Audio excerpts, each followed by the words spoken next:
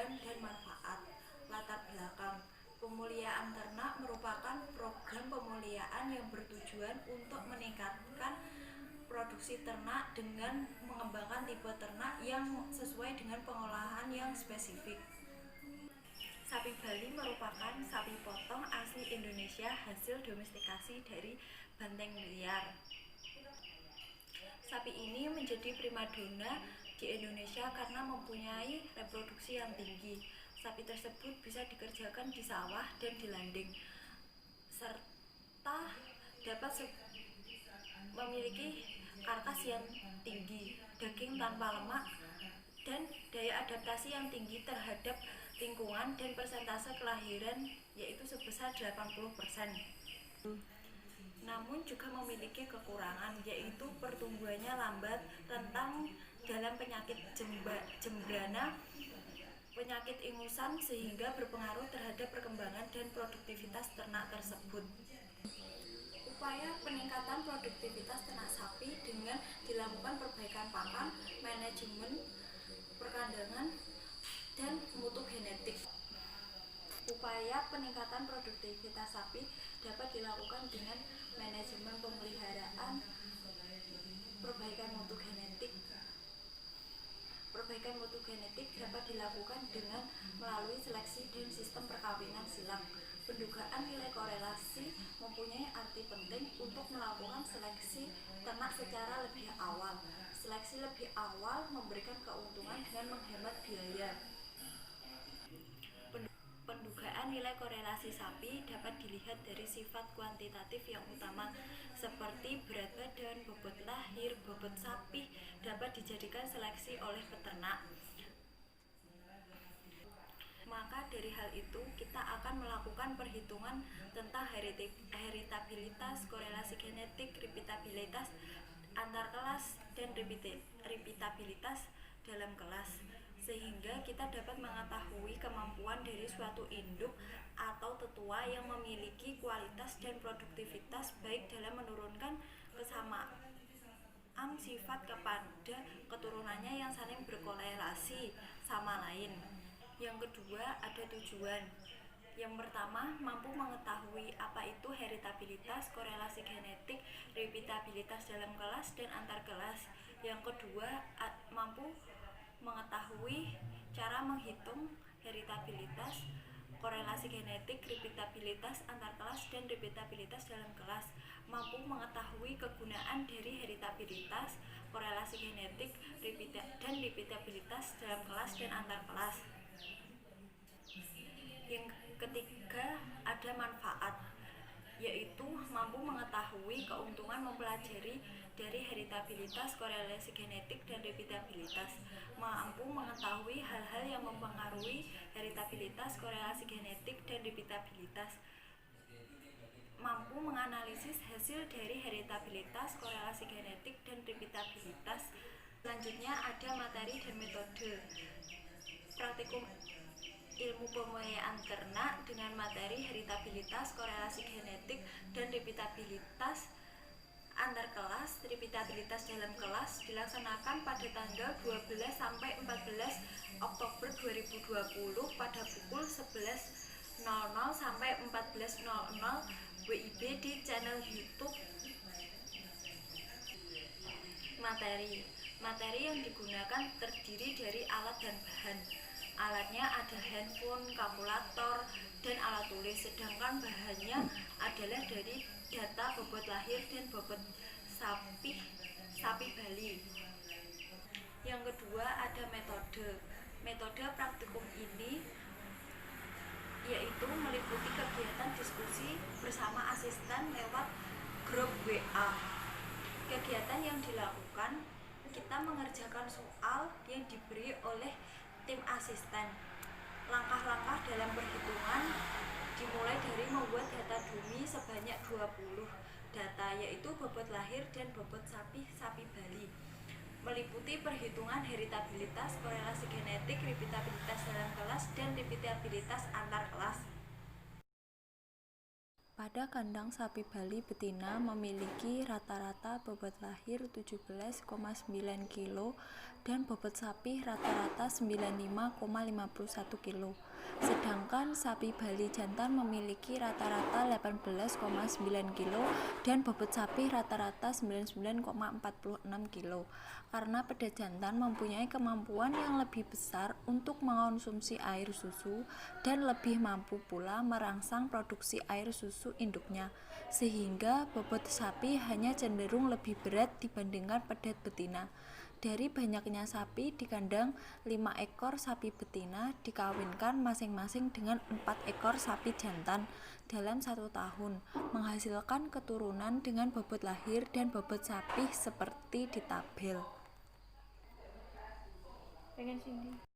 Berikut adalah tabel data dummy bobot lahir dan bobot sapi Bali.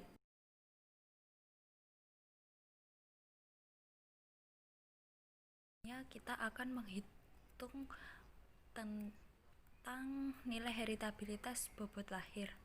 Yang pertama ada FK atau faktor koreksi, Y titik-titik kuadrat per N titik. Kedua, jumlah kuadrat antar pejantan atau JKS dengan rumus sigma I YI kuadrat per NI min FK. Yang ketiga, jumlah kuadrat antar anak dalam pejantan atau JKW dengan rumus sigma I kali sigma K Y kuadrat IK min sigma I kali YI kuadrat min NI. Yang keempat, ada derajat bebas antar pejantan atau DBS dengan rumus S-1. Yang kelima, derajat bebas antar anak dalam pejantan dengan rumus N titik min S. Keenam, kuadrat tengah antar pejantan atau KTS JKS per DBS. Ketujuh, kuadrat tengah antar anak dalam pejantan atau KTW JKW per DBW. Kedelapan, kuadrat tengah harapan antar anak dalam pejantan atau TAW, yaitu sama dengan KTW. Yang kesembilan, kuadrat tengah harapan antar pejantan atau TAWS, rumusnya KTS min KTW per K. Yang terakhir, heritabilitas indeks bentuk telur atau H kuadrat, yaitu 4 tau 2S min 4 tau S plus 4 tau W. Selanjutnya ada daftar sidik ragam heritabilitas bobot lahir.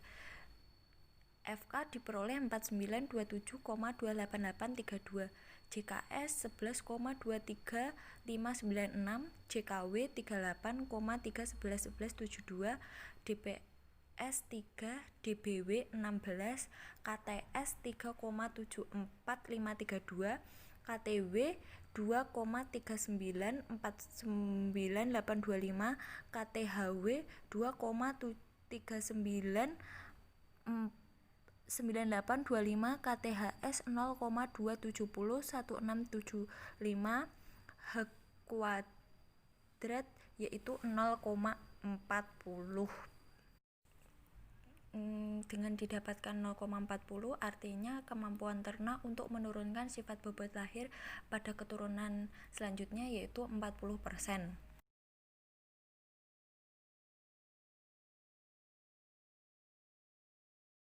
Selanjutnya kita akan menghitung heritabilitas bobot sapi, yaitu dengan rumus FK Y titik-titik kuadrat per N titik. JKS atau jumlah kuadrat antar pejantan sigma I YI titik kuadrat per NI min FK. Kedua, ada JKW atau jumlah kuadrat antar anak dalam pejantan sigma I kali sigma K Y kuadrat IK min sigma I YI titik kuadrat min NI. Keempat, ada DBS derajat bebas antar pejantan S min 1, DBW derajat bebas antar anak dalam pejantan N titik min S, KTS kuadrat tengah antar pejantan JKS per DBS, KTW kuadrat tengah antar anak dalam pejantan DKW per DBW. Selanjutnya kuadrat tengah harapan antar anak dalam pejantan sama dengan KTW. Selanjutnya ada kuadrat tengah harapan antar pejantan atau tau S dengan rumus KTS min KTW per K. Heritabilitas bobot sapih yaitu 4 kali tau kuadrat S min 4 kuadrat S plus 4 kuadrat W. Selanjutnya daftar sidik ragam heritabilitas bobot sapih. FK diperoleh 198045, JKS 0,00756, JKW 0,02964, DBS diperoleh 3, DBW 16, KTS 0,052, KTW 0,0018525, KTHW 0,0018525, KTHS 0,00135. H kuadrat diperoleh 0,27, artinya kemampuan ternak untuk menurunkan sifat bobot lahir pada keturunan selanjutnya yaitu 27%. Selanjutnya kita membahas tentang heritabilitas. Heritabilitas adalah parameter genetik untuk mengukur keragaman total fenotipik yang disebabkan oleh keragaman aditif. Berdasarkan hasil perhitungan diperoleh heritabilitas sebesar 0,40% untuk bobot lahir, sedangkan untuk bobot sapih diperoleh 0,27%. Hasil tersebut dapat dikatakan bahwa sapi Bali masih dalam keadaan normal, kecenderungan untuk bertumbuh lebih cepat dan memiliki nilai heritabilitas yang tinggi yang disebabkan oleh keragaman genetik aditif antar individu. Menurut Sumadi et al. 2013 bahwa nilai bobot sapih yang tinggi menunjukkan tingkat keragaman yang diakibatkan pengaruh genetik aditif terhadap suatu sifat, sedangkan selebihnya diakibatkan oleh genetik non-adiktif. Menurut Kurnianto 2010 bahwa nilai heritabilitas berselang antara 0 sampai 1. Nilai heritabilitas mendekati 1 menunjukkan bahwa suatu sifat memberikan respon yang lebih baik pada perlakuan seleksi. Menurut Raufik et al. 2018 bahwa heritabilitas dikategorikan menjadi heritabilitas rendah, sedang, dan tinggi, yaitu dengan rentang 0 sampai 0,15, 0,15 sampai 0,30, dan lebih dari 0,30. Nilai H2 yang mendekati 1 menunjukkan bahwa suatu sifat memberikan respon yang lebih baik terhadap perlakuan seleksi. Sebaliknya, jika nilai H2 yang rendah dapat menunjukkan bahwa respon seleksi akan lambat.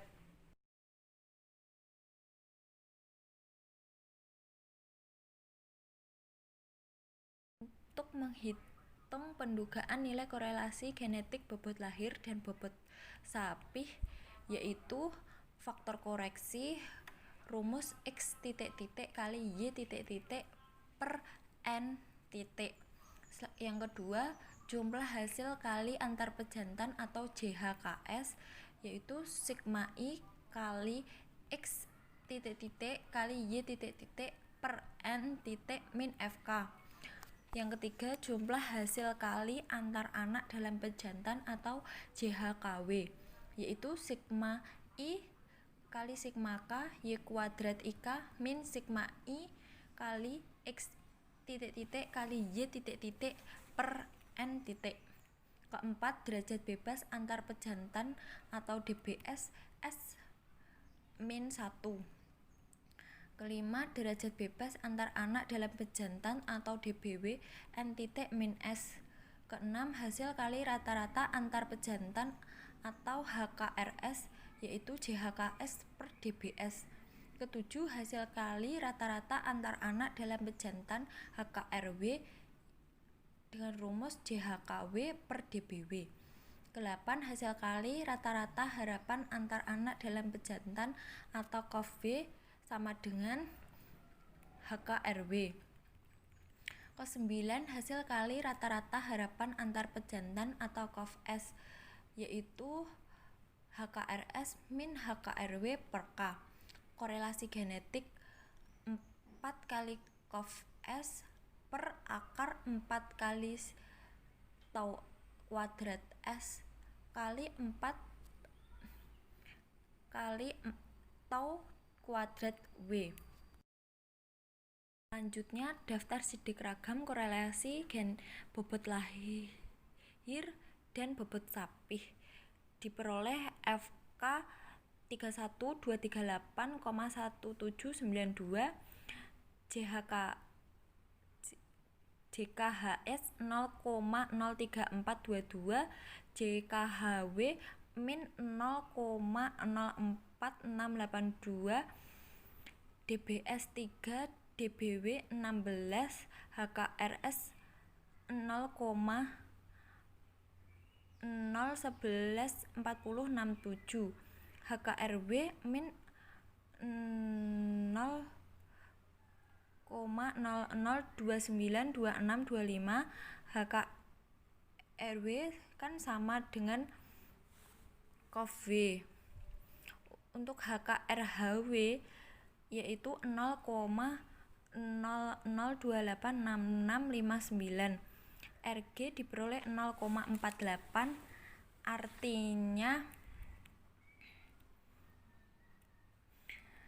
terdapat hubungan antara bobot lahir dan bobot sapih sebesar 48%. Selanjutnya kita akan membahas tentang korelasi genetik. Korelasi genetik merupakan nilai yang menunjukkan tentang keeratan hubungan dua sifat. Derajat hubungan korelasi genetik disebut dengan koefisien korelasi atau R. Nilai koefisien korelasi genetik berselang antara min 1 sampai dengan plus 1. Berdasarkan hasil perhitungan diperoleh 0,548 dan menunjukkan nilai korelasi positif. Menurut Franky et al. 2014 bahwa dua sifat yang menunjukkan positif berarti seleksi untuk memperbaiki satu sifat dapat meningkatkan sifat yang lainnya. Menurut Hilmiah 2010 bahwa jika sifat yang akan diseleksi mempunyai korelasi genetik yang positif, seleksi terhadap sifat pertama akan meningkatkan sifat yang kedua. Sebaliknya, jika korelasi genetik antagonis, seleksi terhadap satu sifat akan menurunkan sifat lainnya. Menurut Rodiah et al. 2016 yang menyatakan bahwa sifat-sifat korelasi genetik biasanya digunakan untuk memperkirakan besarnya perubahan-perubahan dalam generasi berikutnya apabila digunakan untuk seleksi ternak. Nilai korelasi R antara 0,9 sampai 1 atau min 0,9 sampai 1, maka hubungannya sangat kuat. Jika 0,50 sampai 0,7 atau min 0,7 sampai 0,5, maka hubungannya moderat atau signifikan seimbang.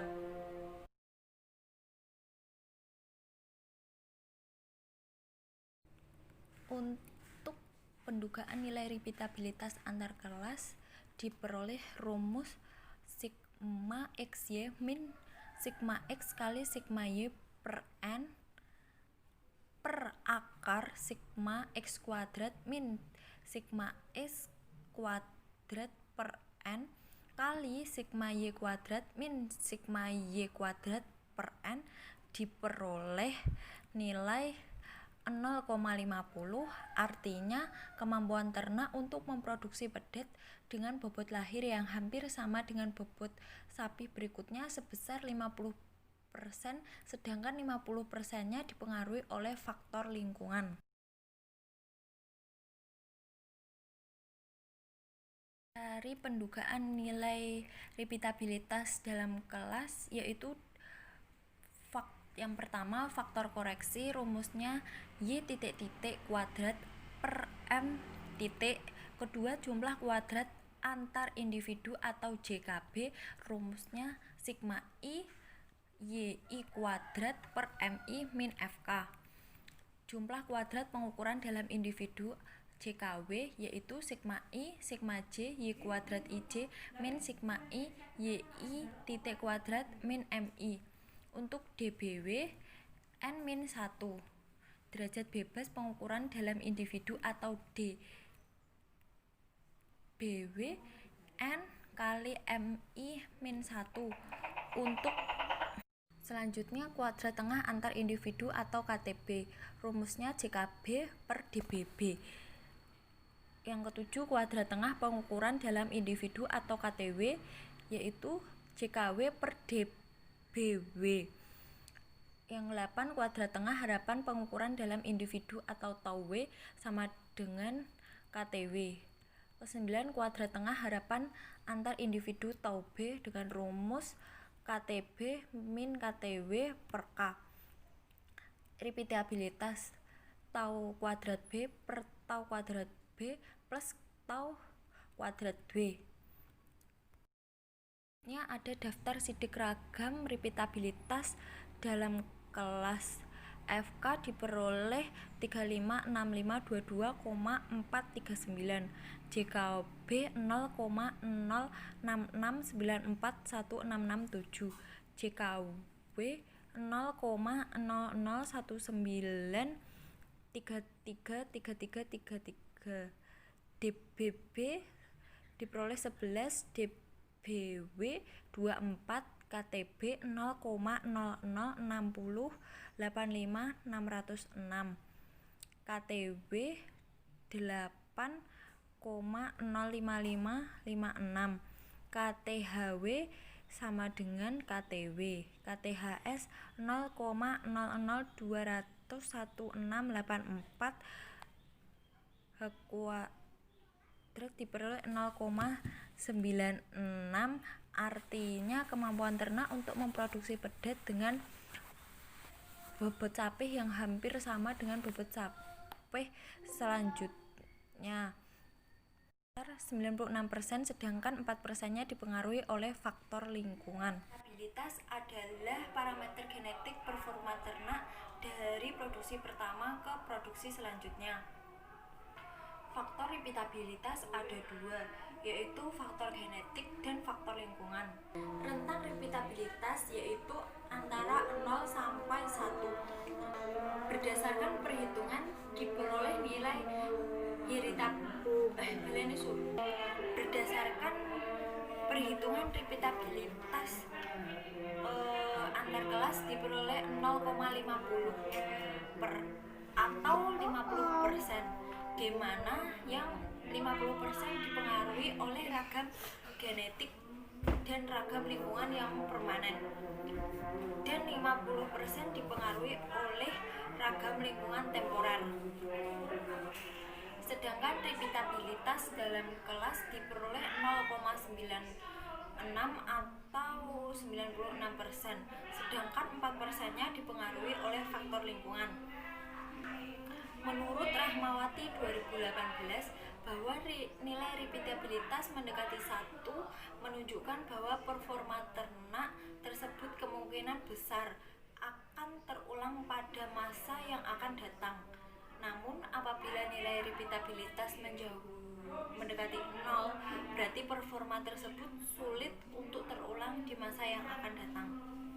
Dari penjelasan yang saya jelaskan dari awal tersebut dapat disimpulkan bahwa berdasarkan hasil pengamatan dapat diketahui bahwa nilai heritabilitas sebesar 0,40 untuk bobot lahir, sedangkan bobot sapi 0,27, bahwa sapi Bali tersebut masih dalam keadaan normal. kecenderungan untuk bertumbuh sapi lebih besar dan memiliki nilai heritabilitas yang tinggi yang disebabkan oleh keragaman genetik antar individu. Korelasi bobot lahir dan bobot sapi diperoleh 0,48 dan menunjukkan nilai korelasi yang positif. Sedangkan repeatabilitas dari antar kelas diperoleh 0,50, sedangkan dari dalam kelas diperoleh 0,96% dan 4%-nya dipengaruhi oleh faktor lingkungan.